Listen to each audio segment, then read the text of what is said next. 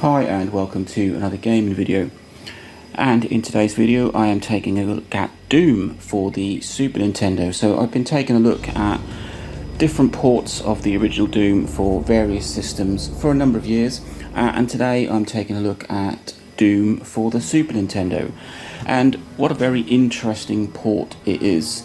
So just give you a bit of info about it.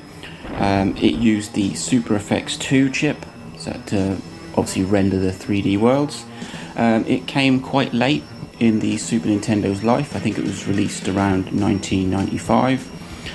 It's the first M-rated game for the system. There was only 3, the other 2 I think were Mortal Kombat games, so it is a mature title. And the footage you see here is me actually playing Doom for the Super Nintendo, and what a very odd port it is. So first of all, well, you'll notice that it doesn't fill the whole screen, so it is only a resolution of 256 by 224, but it has this big black border around the screen, so your play area is quite small. The graphics are probably the worst version of Doom that I've seen. It's very clunky, the graphics are very low, to the point of if you've got an enemy in the distance, they can be very pixelated, to the point of you're not always sure whether that is an enemy or whether it is part of the scenery.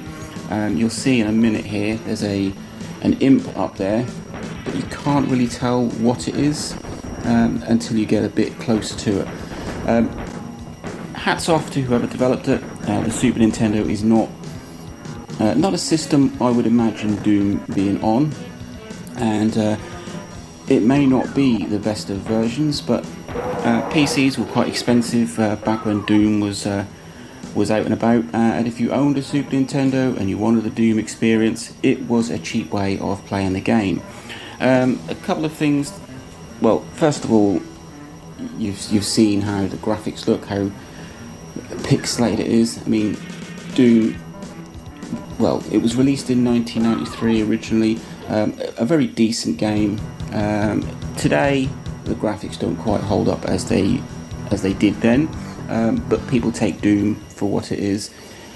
But this is an even, well, it's a horrible looking version of Doom. If we move on to the controls, as with any sort of first person shooter that you have to play with a controller, it's really not a great way of playing it. You've got a D-pad and a few buttons, and it makes moving around and looking around a very clunky experience. As you can see here, it's not a very smooth moving game. There is a soldier, I think that is, in the background there. Very hard to see, very hard to tell whether that is an actual enemy or if it's part of the scenery.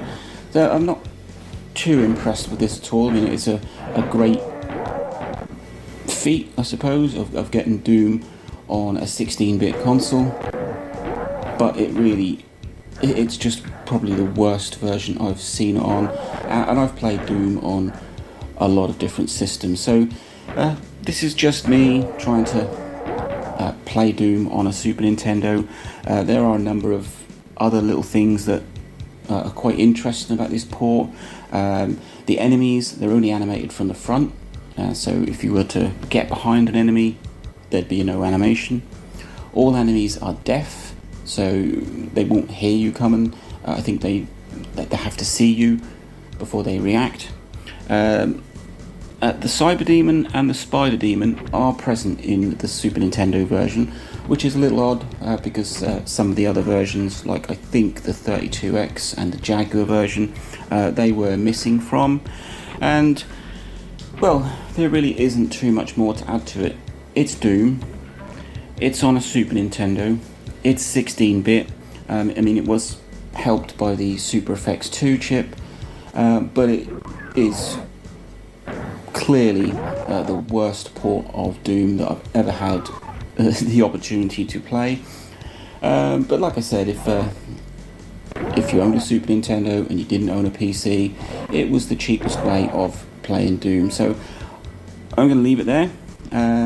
I'm just going to leave you with a bit of gameplay footage, and you can make what you will of this. Let me know if you've had experience of Doom on the Super Nintendo. Yeah, link, like, enjoy the gameplay, subscribe.